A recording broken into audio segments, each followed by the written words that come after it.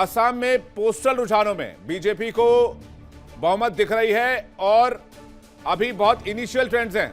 अब EVM boxes खुलने शुरू हो गए, ये भी जानकारी मिल रही है। पुदुचेरी में भी चूंकि कम सीटें हैं, 30 सीटों पर मामला है, वहां पर तो बहुत ज्यादा सीटें नहीं है, तो पुदुचेरी में भी स्थिति धीरे धीरे क्लियर होने लग गई है। वहां भी अभी रुझान बीजेपी के फेवर में जा रहे हैं। इंतजार है पश्चिम बंगाल का, तमिलनाडु का। असम में भी बहुत इनिशियल ट्रेंड्स हैं। बीजेपी प्लस 65 पे है, कांग्रेस प्लस 25 सीटों पर है। तो देखना होगा ये इनिशियल ट्रेंड्स क्या कंटिन्यू रहते हैं, लेकिन इनका इंटैक्ट रहना थोड़ा मुश्किल है क्योंकि अभी बहुत ईवीएम बॉक्सेस खुलने हैं। एक और बड़ी खबर आपको बता रहे हैं, बंगाल में मोइना सीट से बीजेपी आगे चल रही है। ममता बनर्जी दोनों सीटों, ममता बनर्जी भवानीपुर सीट से पीछे चल रही हैं। शुवेंदु अधिकारी दो अपनी जो कॉन्टेस्ट सीटें हैं, भवानीपुर नंदीग्राम, दोनों से आगे चल रहे हैं। बीजेपी उम्मीदवार अर्जुन सिंह आगे चल रहे हैं।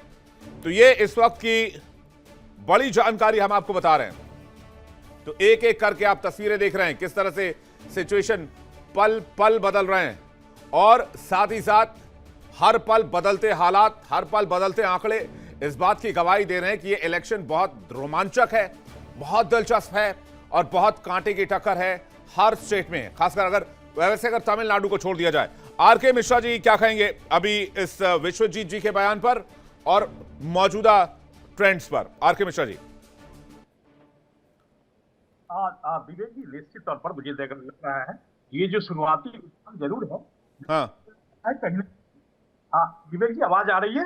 बिल्कुल आ रही है सर, आपकी आवाज बिल्कुल क्लिस्टर क्लियर आ रही है। हाँ जी, मैं एक चीज कह रहा हूँ कि शुरुआती रुझान लगता है पश्चिम बंगाल का है और असम के अंदर में है, लेकिन जिस तरह से हमने देखा है वहां पर असम में जिस तरह से हमने काम किया, हमने चाहे पश्चिम बंगाल के अंदर में हमने भय से लेकर के भरोसा की तरफ लेकर के जनता को आए, तो वो कहीं ना कहीं इसमें आपको शुरुआती रुझान में ही नजर आ रहा है।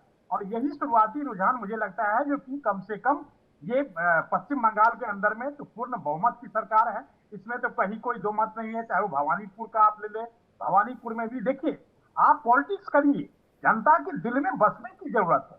यहाँ पर एग्रेसिव पॉलिटिक्स करके आप जनता को कम से कम आप नेग्लेक्ट नहीं कर सकते, नकार नहीं सकते आप। पश्चिम बंगाल के अंदर में जनता को आपने नकारा है, आपने लोकतंत्र को नकारा है, आपने संविधान को नकारा है। तो वो नकारात्मक जो राजनीति आपने की है, केंद्र के साथ कदम से कदम मिलाकर के आपको चलना चाहिए था, केंद्र की योजनाओं का लाभ जनता को मिलना, लेकिन वो सब आपने नहीं किया। तो वो कहीं ना कहीं मुझे लगता है जो कि इस बैलेट के माध्यम से, इस चुनाव में मतदान के माध्यम से वो कहीं ना कहीं नजर आ रहा है। आपने देखा जिस तरह से शुरुआती रुझान में ये 115 और 102 का यही ट्रेंड आगे तक जाएगा, ये जरूर है क्योंकि कांटे की चक्कर है।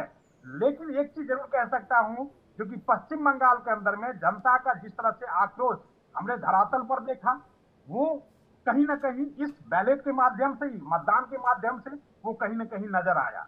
ये इस तरह की जो राजनीति है और इस तरह की राजनीति आपने 2026 का एक अलग ही ट्रेंड देखा विवेक जी। आपने पश्चिम बंगाल के अंदर में खास करके आपने देखा होगा, आपने तो बहुत सारे कवर किए होंगे, 2011 का भी कवर किया होगा। बिल्कुल सर, बिल्कुल।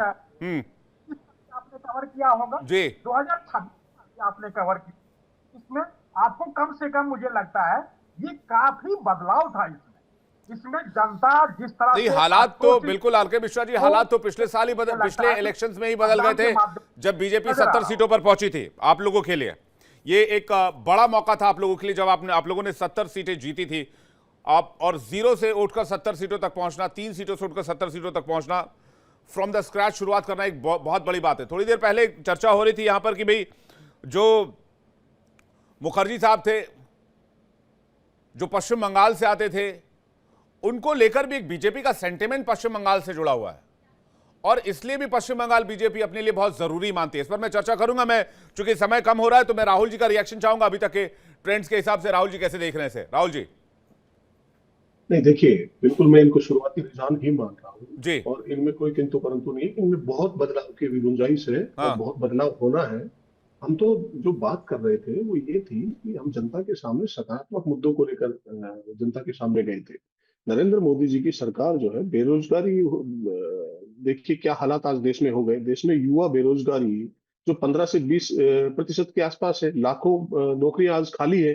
पेपर लीक का मुद्दा हो, भर्ती का घोटाला हो, ये सारे मुद्दे हम लेकर जनता के सामने गए थे। आज युवा भी पूछ रहा है कि 10 साल में मोदी जी को जो 2 करोड़ रोजगार हर साल देने थे वो नहीं दे पाए।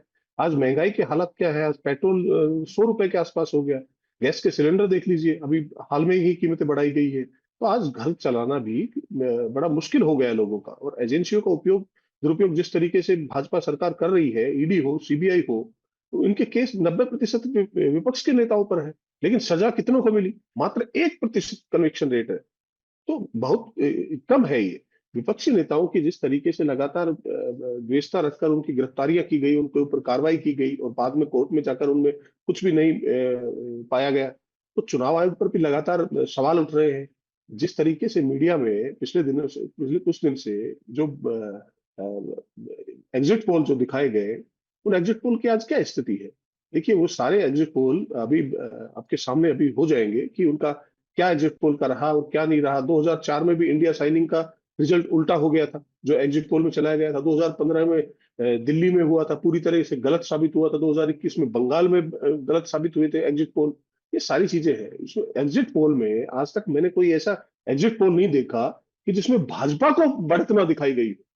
भाजपा को ही कमोबेश बढ़त दिखाई जाती है और कांग्रेस को और विपक्ष को कमजोर दिखाया जाता है। तो मुकाबला एग्जिट पोल जो है वो सिर्फ एक तरफा करते हैं। ये सारी चीजें हैं। हम जनता के सामने हम अपने सकारात्मक मुद्दों के साथ और अपनी गारंटियों को लेकर गए थे। अभी देखिए, नतीजे आने दीजिए, क्या रहता है क्या नहीं है।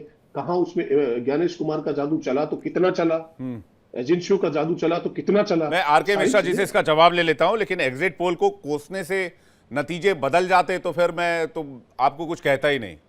एग्जिट पोल को कोस के आपको कुछ रिजल्ट मिल जाता, कुछ अच्छे नंबर हो जाते। मैं तो कहता हूं 1000 बार कोस लीजिए, दिन रात गाली दीजिए, जितना हो सके दीजिए, देते रहिए 24/7। मुझे कोई एतराज नहीं है, ना मुझे इससे कोई फर्क पड़ता। राहुल भाई, मैं बस ये कह रहा हूं कि जमीनी हालात आपके लिए नहीं बदल रहे हैं। अब आप इलेक्शन कमीशन को भी कोसने लग गए, लेकिन फिर वही इलेक्शन कमीशन जब आपको चुनाव जिता कर देता है तो फिर आप मान जाते हैं कि भाई इलेक्शन ठीक था, इलेक्शन कमीशन भी ठीक था। राहुल भाई, देखिए, लगातार हम वोट चोरी को लेकर सवाल उठाते रहे। ज्ञानेश कुमार इसका जवाब नहीं दे पाए आज तक भी। उसको जो चुनाव आयोग को डिफेंड करता है, भाजपा करती है। हम सवाल पूछते हैं चुनाव आयोग से, जवाब देती है भाजपा। सारी चीजें हैं। विपक्ष के नेताओं ने जिस तरीके से जब उनसे समय मांगा, तो समय भी नहीं दिया जाता। 6-6 महीने तक का इंतजार करवाया जाता है चुनाव आयोग जी। आर.के. मिश्रा जी, जल्दी से इसका जवाब, समय सीमित है। आर.के. मिश्रा जी, उसके बाद चलेंगे हेडलाइंस की तरफ और देखेंगे इस घंटे की बड़ी खबर क्या है। आर.के. मिश्रा जी, इसका जवाब। विवेक जी, देखिए, सरकारी संस्थाओं का इस तरह से इन लोगों ने उनको कोसना शुरू, चाहे वो चुनाव आयोग हो, ईवीएम हो, न्यायालय हो, हर एक को कोसने का काम किया। लेकिन इन्होंने अपना रवैया नहीं बदला। ये रवैया नहीं बदलना ही इन लोगों की स्थिति को कहीं न कहीं धरातल पर ले जा रही है। राहुल गांधी जी का जो एक्शन है, जो रिएक्शन है, संसद के अंदर में हो, संसद के बाहर की बात हो, हर जगह उन्होंने अपना रवैया एक अलग तरीके का राजनीति इन्होंने करने का कोशिश किया। लेकिन जनता इस चीज को समझ रही है। जनता के दुख दर्द में अगर साथी आप नहीं होंगे, जनता का आशीर्वाद आपको नहीं मिलेगा। आप भले ही किसी को भी कोस लीजिए, आप एग्जिट पोल को कोसिए, आप ईवीएम को कोसिए, आप चुनाव आयोग को कोसिए, उससे कोई फर्क नहीं पड़ता है। लेकिन अगर आपने अपना रवैया नहीं बदला तो कांग्रेस मुक्त भारत का जो हमने नारा दिया था वो कहीं ना कहीं सच दिखाई देगा। जी विवेक, मैं चाहूंगा राहुल जी इस पर जवाब दें। राहुल जी इस पर जवाब दें। जो राहुल यादव की तरफ से एलिगेशन लगाएगा, उसके विश्वजीत भाई आपके पास आ रहा हूं मैं। देखिए, मैं एक बात कहना चाहता हूं। एक तो एग्जिट पोल पे जो सवाल है, एग्जिट पोल जब होते हैं, जब पूरा पोलिंग हो जाती है, उसके बाद के वो लोगों से पूछा जाता है, तो उस पर सवाल खड़े करने के नाच तो उससे कुछ प्रभावित होता है कि भाई इलेक्शन प्रभावित हो जाएगा या मतदाता प्रभावित हो जाएंगे, तो उस पर एलिगेशन का कोई लॉजिक बनता नहीं है। दूसरी चीज कि इनको ये समझना चाहिए कि भाई आप इलेक्शन कमीशन पे आरोप लगा सकते हैं, सब चीज पे आरोप लगा सकते हैं, लेकिन आपको यह भी तय करना चाहिए कि आपको सही मुद्दे लेके जाना चाहिए। जब आप रिजल्ट का देने हैं आज, तो राहुल जी कुछ और ही मुद्दे कि ईडी ने इतना कन्विक्शन रेट है, ये है वो है, तो या तो इलेक्शन जब ड्यूरेशन में आपको ये सारे मुद्दे लेके जाने चाहिए थे। इलेक्शन में कहीं राहुल गांधी हमें दिखाई नहीं दे रहे थे, आपके सबसे बड़े नेता हैं, वो कहीं इलेक्शन में दिखाई नहीं दे रहे थे, और आप चाहते हैं जनता आपको वोट करे। आपके जब तक आपका पूरी पार्टी बहुत मजबूती से इलेक्शन नहीं लड़ेगी, जैसे बीजेपी लड़ती है, तब तक आपको जनता क्यों भाव देगी? जनता उसको भाव देगी जो जनता के बीच में लगातार है, आप उसके कार्यकर्ता लगातार काम कर रहे हैं। आपको यहां सोचने की जरूरत है राहुल जी कि लोगों को, एक पार्टी है जो लोगों से लगातार कनेक्ट करती है, अपने छोटे छोटे कार्यकर्ताओं के माध्यम से कनेक्ट करती है। बड़े नेता लगातार क्षेत्र में रहते हैं, फील्ड में रहते हैं। जब चुनाव हो रहा होता है तो पूरी की पूरी मुख्यमंत्री, हर एक राज्य के जो